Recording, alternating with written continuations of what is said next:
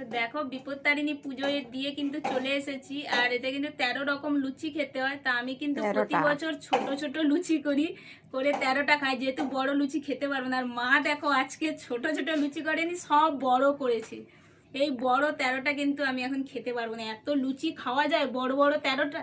তাই কিন্তু সব সব লুচি থেকে একটু একটু করে নিয়ে খেয়ে নেবো। আমি ছোট ছোটই করি, আর মা দেখো আজকে সব বড় বড় লুচি করেছে। এতগুলো লুচি কিন্তু খেতে পারবো না, পুরো এক থালা হয়ে গেছে।